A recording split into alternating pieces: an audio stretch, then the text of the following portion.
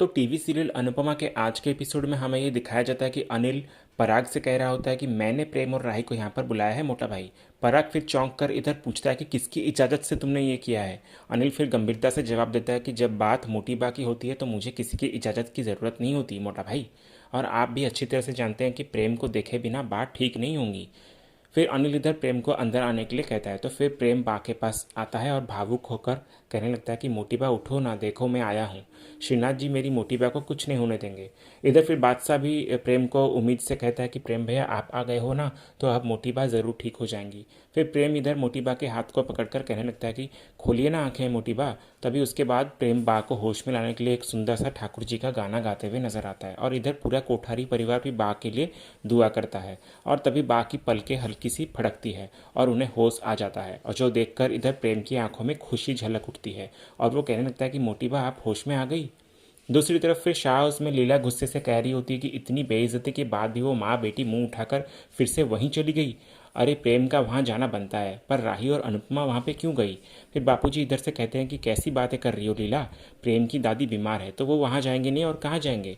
लीला फिर कहती है कि क्यों बीमार है, इन्हीं दोनों की वजह से बीमार है। वो माँ बेटी ने वहाँ जाकर तमाशा किया तो वसुंधरा जी का पारा चढ़ गया होगा और उनका बीपी बढ़ गया होगा, तो अब वापस से वही तमाशा और बदतमीजी करने क्यों जाना है। फिर इधर माही भी बा का साथ देते हुए तंज कसते हुए कहती है कि मोटी बा तो राही को देखकर और भी नाराज हो जाएंगी, उनका बीपी और भी बढ़ जाएगा।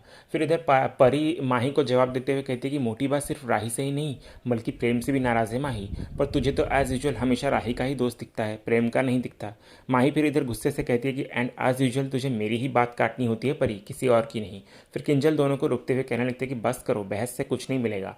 तभी इधर अंश ये सुझाव देता है सबको कि हम भी वहाँ पर जाएं क्या। तोशु फिर गंभीरता से कहता है कि नहीं नहीं कोई ज़रूरत नहीं, फालतू में एक्स्ट्रा ड्रामा हो जाएगा।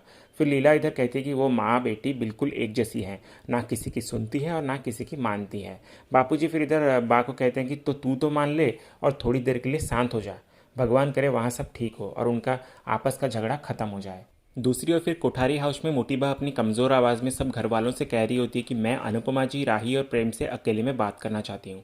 तभी इधर ये सुनकर पराग चिंतित होकर कहता है कि नहीं नहीं आपको कोई बात नहीं करनी है, बल्कि आपको सिर्फ आराम करना चाहिए मोटी बा। मोटी बा फिर पराग को घूरते हुए कहती है कि पराग तू हमारा बेटा है, बाप नहीं। तो फिर इधर पराग अपनी नज़रें झुकाकर कहने लगता है कि आई एम सॉरी मोटी बा, गुस्से में पता नहीं मैंने क्या क्या कह दिया, तो मुझे माफ़ कर देना बा प्लीज़। इसलिए आज से वही होगा जो आप कहेंगे और आप चाहेंगी, और आपको कुछ हो जाता तो मैं जी नहीं पाता बा, आप हैं तो सब हैं। फिर बा इधर सबको कमरे से बाहर जाने को कहती है और फिर सब लोग वहाँ से चले जाते हैं सिवाय अनुपमा, राही और प्रेम के।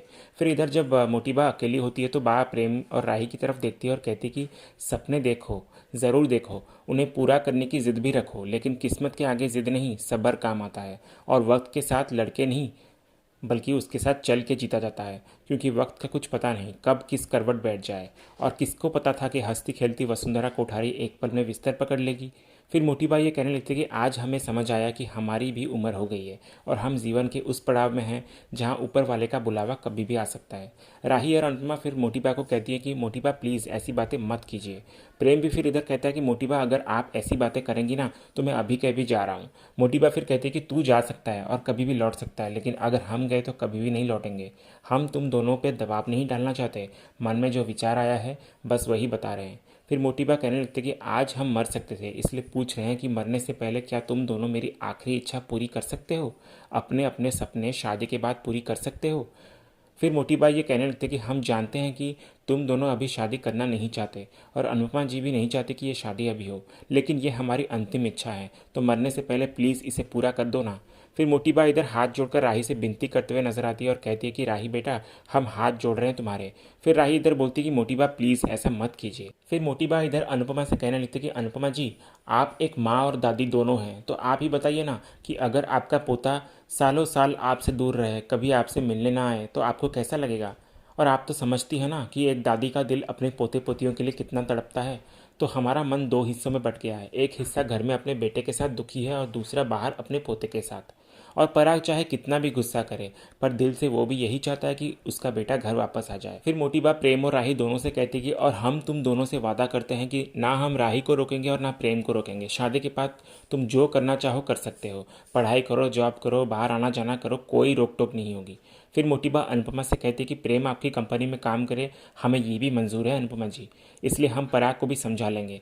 तुम दोनों जैसा चाहोगे वैसा करेंगे, बस मरने से पहले हम अपने परिवार को एक साथ देखना चाहते हैं, एक ही छत के नीचे हंसते खेलते देखना चाहते हैं। तो बोलो, तुम दोनों हमें मरने से पहले ये खुशी दोगे ना? फिर राही कहने लगती कि मोटिबा प्लीज़ ऐसा मत बोलिए। देखिए, मैं आपसे पहले भी बोल चुकी हूँ कि मैं अभी शादी नहीं कर सकती, क्योंकि शादी से पहले मैं कुछ बनना चाहती हूँ, कुछ करना चाहती हूँ, और उसके लिए मुझे मुंबई जाना है। और मैंने अभी तक अपनी स्टडी भी पूरी नहीं की है, इसीलिए मुझे होटल मैनेजमेंट पे डिप्लोमा करना है और प्रेम को कुलिनरी आर्ट्स में एडवांस कोर्स करना है। तो इसके लिए हम दोनों को बम्बई जाना होगा बा। वैसे भी आज हमारी बात हो चुकी है और हमने तय कर लिया है कि हम अभी शादी नहीं कर सकते। तो प्लीज़ मोटिबा, समझने की कोशिश करिए। इधर दूसरी तरफ फिर पराग कमरे के बाहर बेचैन टहल रहा होता है, तो इधर ख्याति आकर उसको कहती है कि आप शांत हो जाइए ना, बात ही तो कर रही है ना। पराग फिर कहने लगता है कि वो बात किससे कर रही है आपको पता है ना ख्याति जी, अनुपमा और राही से, जिनकी जुबान बहुत चलती है, और डॉक्टर ने यह भी बोला है कि बा को ज़रा से भी स्ट्रेस नहीं देना है। अनिल फिर इधर से कहता है कि मोटा भाई आप फिक्र मत कीजिए, उन दोनों में इतनी तो समझ है कि एक बीमार इंसान से कैसी बात करनी चाहिए।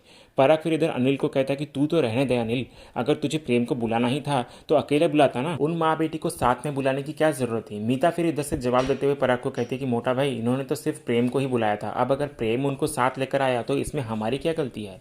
अनिल फिर इधर पराग से बोलने लगता है कि मोटा भाई आप चिंता मत कीजिए, वो बा को बीमार देखेंगे तो वैसे ही केयरफुल हो जाएंगे। पराग फिर कहता है कि वही हो तो अच्छा है, क्योंकि अगर उन दोनों की वजह से मेरी बा की तबीयत ज़रा सी भी खराब हुई ना तो मैं उनका जीना हराम कर दूंगा। फिर इधर दूसरी तरफ बा मुस्कुराते हुए कह रही होती है कि अरे वाह, ये तो अच्छी बात है राही कि तुम दोनों कोर्स करना चाहते हो, आगे बढ़ना चाहते हो, करो, बिल्कुल कोर्स करो और आगे बढ़ो, हमें कोई परेशानी नहीं है और ना ही हम तुम दोनों को रोकेंगे, और हम हमेशा तुम दोनों के साथ हैं, तुम जो करना चाहते हो करो, बस हमारा प्रेम हमारे पास ही रहे, मुझे और कुछ नहीं चाहिए। पर ये कोर्स शादी के बाद भी तो किए जा सकते हैं ना।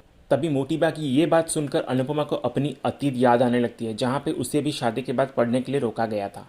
फिर इधर मोटिबा अनुपमा से कहने लगती कि अनुपमा जी, ये दोनों आपकी बात मानते हैं तो ये आपकी बात टालेंगे नहीं, इन्हें समझाइए ना और कहिए इनसे कि ये दोनों शादी कर ले। फिर अनुपमा इधर से कहती है कि देखिए वसुंधरा जी, आप पहले ठीक हो जाइए फिर ये बातें करेंगे। मोटिबा फिर कहती है कि अगर ये दोनों मान जाएंगे ना तो हम उसी खुशी से सही हो जाएंगे। फिर मोटिबा प्रेम को कहने लगती है कि प्रेम बेटा, क्या तू हमारे पास रुक सकता है। राई फिर इधर से झट से बोल देती है कि क्यों नहीं, ज़रूर रुक सकता है और वो आप ही के पास रहेगा मोटिबा। मोटिबा फिर खुश होकर कहती है कि खुश रहो राई बेटा। फिर इधर अनुपमा मन में ये सोचती कि मुझे ऐसा क्यों लग रहा है कि राही वसुंधरा जी की बातों में आ रही है। फिर इधर दूसरी सीन में प्रेम राही से नाराज़ होकर पूछ रहा होता है कि तुमने बात से क्यों कहा कि मैं यहीं पे रुकूंगा। राही फिर दिल से कहती है कि तुम्हारी दादी के लिए मैंने ये सब कहा और तुमने देखा ना प्रेम की वो कितनी बीमार है। प्रेम फिर इधर से कहता है कि तो उन्हें मैं मना लेता ना, और तुम अच्छे से जानती हो ना कि मुझे इस घर में रहना पसंद नहीं है। राय फिर बोलती कि लेकिन प्रेम, तुम्हारी फैमिली को भी तुम्हारी ज़रूरत है, और हम चाहे कितनी भी फैमिली से नाराज़ क्यों ना हो, लेकिन मुसीबत में सिर्फ फैमिली ही काम आती है। प्रेम फिर बोलने लगता है कि मेरी फैमिली मुसीबत में काम नहीं आती बल्कि मुसीबत बढ़ाती है, सिवाय काका काकी के इस फैमिली में सब प्रॉब्लम क्रिएटर्स हैं। फिर तभी अचानक प्रेम के सामने पराग आ जाता है, तो उसे देखकर प्रेम जिद में आकर राही से कहता है कि तुम कह रही हो तो ठीक है, जब तक मोटीबा की तबीयत ठीक नहीं हो जाती मैं इसी घर में रहूँगा, लेकिन जैसे ही उनकी तबीयत ठीक हो जाती है मैं कृष्णकुंज वापस आ रहा हूँ। फिर राही पराग को आकर कहती कि अंकल, मोटीबा ठीक है अभी, और प्रेम यहाँ रुकेगा तो वो बहुत जल्दी रिकवर भी हो जाएंगी। फिर इधर दूसरी तरफ कोठारी परिवार प्रेम के यहाँ रहने की खबर सुनकर बहुत खुश हो जाते हैं और इमोशनल भी हो जाते हैं। तभी उसी वक्त पराग आकर सबसे कहने लगता है कि इतना इमोशनल होने की जरूरत नहीं है, बेटा नहीं बल्कि 4 दिन का मेहमान घर पर आया है, वो भी पराये लोगों के हुक्म पर। तभी ख्याति इधर पराग से कहती कि जिस बेटे को देखने के लिए आंखें तरस गई हो वो 4 दिन साथ रहेगा, ये भी कोई छोटी बात नहीं है पराग जी। फिर इधर प्रेम सबसे ये कहने लगता है कि मैं अनु मैम और राही को छोड़कर आता हूँ और अपना सामान भी लेकर आता हूँ। दूसरे सीन में फिर शाह हाउस दिखाया जाता है, जहाँ पाखी तोशु से कह रही होती है कि कहा था ना कि बुजुर्गों के इमोशनल ब्लैकमेल से कोई नहीं बच सकता। तभी फिर इधर प्रेम अपना सारा सामान लेकर आता है, तो तोशु उसको कहने लगता है कि बहुत सही कर रहे हो प्रेम, ये घर भी तुम्हारा है लेकिन अपना घर तो अपना घर ही होता है, वो भी जब अपना घर महलों जैसा हो। We will really miss you कहकर तोशु से नाटक करते हुए गले लगा लेता है। और इधर पाखी भी कहने लगती है कि हाँ प्रेम, हम सब तुम्हें बहुत याद करेंगे लेकिन तुम हमें भूल मत जाना। फिर प्रेम इधर बापू जी से आशीर्वाद लेता है और बोलता है कि जल्दी आऊँगा।